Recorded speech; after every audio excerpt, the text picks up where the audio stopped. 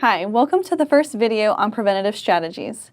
My name is Laura Lynn LaPointe, and I'm a board-certified behavior analyst. I am here on behalf of the Alabama Psychiatric Medication Review Team, a collaboration between Alabama's Department of Human Resources and the Auburn University Department of Psychology. Today you will be watching the first video of a two-video series on preventative strategies that you can use in your daily life. Before I review the 4 different types of preventative strategies that I will be covering in these 2 videos, we need to know what I mean by preventative strategies. Preventative strategies are things we set in place to prevent problem behavior from occurring. So preventative strategies are things that we, the adults, do in order to prevent problem behavior from occurring or to minimize problem behavior from occurring in our children. Let's review the 4 different preventative strategies. In this 2-video series, I will be reviewing 4 different types of preventative strategies. In this first video, I will be reviewing routines and first-then statements. In the second video, I will talk about timers and providing choices. Let's get started. Routines. What are routines? Routines are multi-step tasks that are done on a regular basis or are part of a typical activity. So, for example, everything that I do to get ready for bed, like brushing my teeth and washing my face, are part of my bedtime routine. And all the things that I do to get ready for work in the morning are part of my morning routine. There are lots of different routines that people may have. Most people have morning routines like I just mentioned, and most children have homework routines or after-school routines, like getting their homework done, having a snack, and getting ready for the next day. Almost everyone uses some type of bedtime routine, and you and your children may even have a daily or weekly chore routine that you follow. Most people follow some type of routine, and these that I've mentioned here are some of the most common types of routines. Why do we want our children to follow a routine? What are the benefits of following a routine? First, routines provide structure. This structure helps the child complete the task and get the task completed easily. Routines also signal what comes next. Here, the child will know what they need to do to complete the task, and they will be able to complete it more by themselves. Routines outline expectations. When routines are in place, our children will know what our expectations are, like when they come home from school, when they're getting ready in the morning, and when they're getting ready for bed. They will know what is expected of them. Another important reason to use routines is that they may potentially decrease problem behavior. Like I mentioned above, when routines provide that structure and outline those expectations, our child will more likely know what to do, and our child will less likely engage in problem behavior. One of my favorite reasons for why to use a routine is that routines can help children complete tasks independently. Routines help the child complete the tasks by his or herself. The child knows what to do when it's time to get ready for bed. The child has also learned the tasks that they need to do in the morning when they're getting ready for school. Gaining independence and all of these other things that I have outlined are just a few reasons for why routines are important. Now, let's look at how we know that we need to use routines in our children's lives. So how do we know we need to use a set routine with our child? Our child may need a set routine if the same activity occurs from day to day or is regular. If this is the case and a routine is not in place, we should probably set one in. If the child has a difficult time completing a task by his or herself, this is also a really great opportunity to put in a routine. If the child has a hard time, getting ready in the morning, for example, a routine is a good thing to put in place. Another reason why we might need to use a routine for a child is if our child becomes easily off task during those regular day-to-day activities. Off task means that the child may be starting other tasks instead of doing what they're supposed to be doing, getting distracted, or not completing their task in a timely manner. If that is the case, then setting up a routine could really help the child stay on task. Lastly, if the child generally has a difficult time during specific activities, it might be a good idea to put in a set routine during those times. So for example, if a middle school-aged child has a really hard time and gets stressed out in the morning trying to get everything done and to get to the bus stop on time, Putting in a set routine could really help that child stay on task and get where he or she needs to be. If any of these reasons remind you of your child, go ahead and think about setting up a routine for those activities. Next, I will walk you through how to set up a routine step by step. So far, we've reviewed how set routines are beneficial, and we've also determined when a child may need a set routine. Now, let's walk through the specific steps of setting up a routine. The first thing that we want to do is write out the steps of the task or the activity. We want to include all the tasks that are important and that need to be completed. So for example, if we are doing a morning routine, we may want to include all those necessary steps of that routine, such as making our bed, getting dressed, eating breakfast, brushing our teeth. It's also really important to list those steps in the order that we want them to occur. Listing the steps in the order that we want them to occur will really help our child complete the routine by him or herself, and it will keep the child on task. Next, we need to decide how we will illustrate or show the different steps of our routine.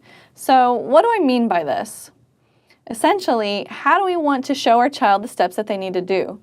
We could either write out the steps, or we could either just show pictures to our child of those steps, or we could do both. We could write out the words and have pictures to show our child.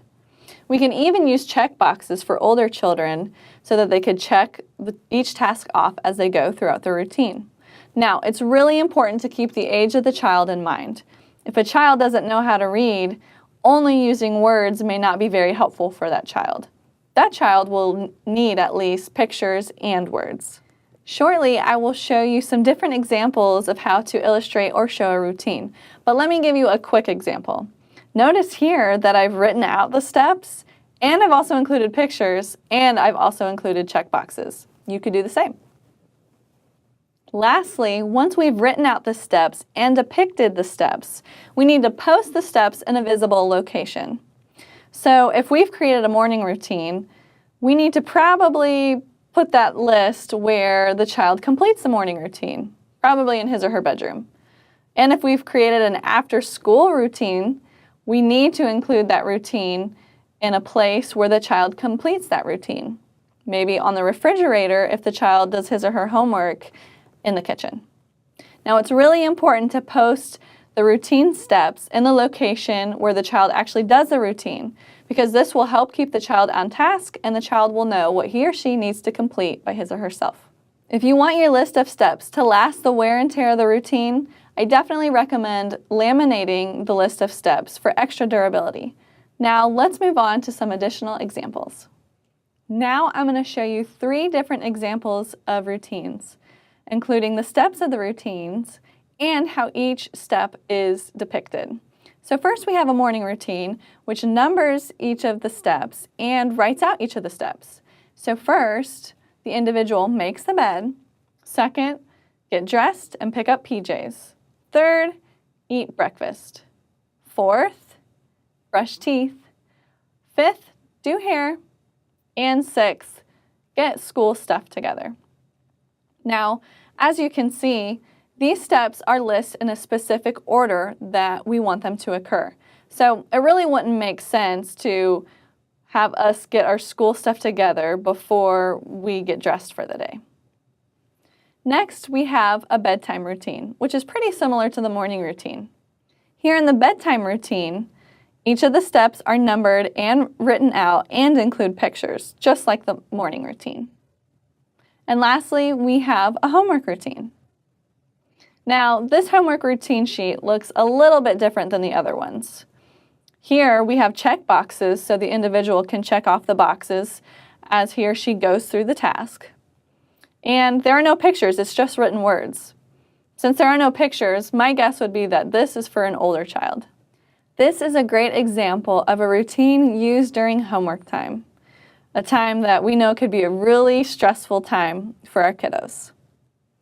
Thus far, we've talked a lot about routines. We talked about what routines are, we talked about how routines are beneficial for our children, when to use a routine, and how to specifically set up a routine for our child. Now, let's move on to our next preventative strategy, First-then statements. What are first-then statements? A first-then statement is a statement that parents deliver to help a child complete a task. It outlines the tasks that the child must first do and complete. Once the child has completed the task, it then indicates what the child can then do. So, for example, first pick up your puzzle and then you can do another puzzle. Let's look at some more examples. Here are some brief first-then statements to help us catch on. First, finish your worksheet, then you can play outside. First, finish your chores, then you can get a snack. First, wash your hands, then you can eat.